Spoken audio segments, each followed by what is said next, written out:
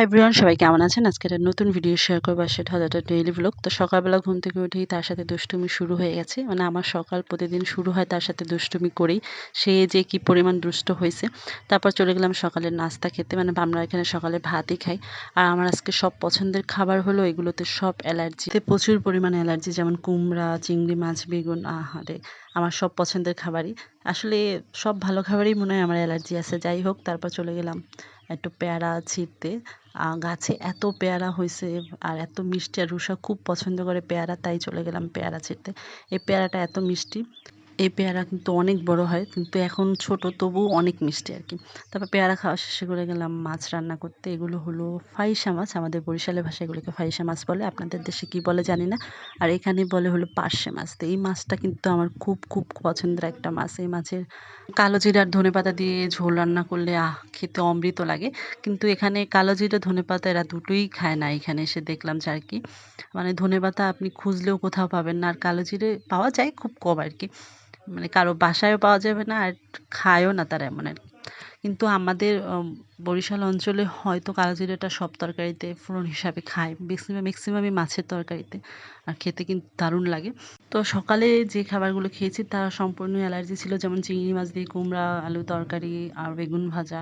মানে এগুলো খেয়ে মোটামুটি মানে চোখ নাক ফুলিয়ে ফেলছিলাম, তাই আর এগুলো দুপুরে খাবো না।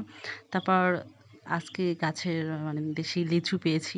আমি অনেক দিন পর দেশি লিচু খেয়েছি। এগুলো দেখতে কিন্তু সবুজ, কিন্তু খেতে কিন্তু টক মিষ্টি লাগতেছিল। মানে তো রুষা এগুলো পেয়ে খুব আনন্দ পাত করছিল, কারণ ও কিন্তু লিচু অনেক ভালো খায়, সেগুলো টক মিষ্টি যাই হোক না কেন।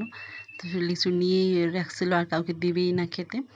তো লিচুর পর্ব শেষ হয়ে গেলে পর আমি মাছের ঝোল বসিয়ে দিছি আর কি।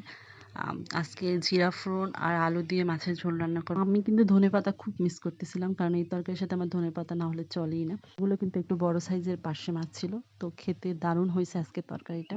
এছাড়া অন্যান্য অনেক কিছু রান্না করেছি। তো রান্না এদিকে করার তাকাও। শেষেই একজন এই যে পেয়ে এই যে গেলাম গল্প এদিকে করার জন্য। ওর সাথে তাকাও। একটু গল্প করে নিলাম। আর সেই গল্প শুনে দৌড় দিছে, মানে আমার সাথে আর গল্পই করবে না। মানে এত বিরক্ত হয়েছে যে তার ঘুমে আমি ডিস্টার্ব করছি। তারপর দুপুরে খাওয়া দাওয়া শেষে তাকে ঘুম পাড়াই দিচ্ছি। মানে সে যখন ঘুমায় আমার কাছে মনে হয় যে পৃথিবী পুরো শান্ত হয়ে গেছে। মানে ও ঘুমালে ওকে ওঠানোর জন্য আমার মন অস্থির হয়ে থাকে। তো আমি অপেক্ষা করতেছিলাম যে কখন সে উঠবে আর কখন তাকে আমি নিয়ে একটু বাইরে যাব। তারপর অবশেষে সে উঠলো, তাকে তৈরি করে বাইরে চলে গেলাম। আজকে বাইরে যেয়েও একটা বন্ধুর দেখা পেলাম, সে আমাদের সাথে হাঁটছে। মানে আমরা যেখানে যাচ্ছি ও সেখানে আমাদের সাথে যাচ্ছে। তো আমরা হাঁটতে বের হয়েছি বিকালে। আমাদের এখানে এসে প্রতিদিনের রুটিন এটা যে বিকেলবেলা আমাদের হাঁটতে বের হতেই হবে।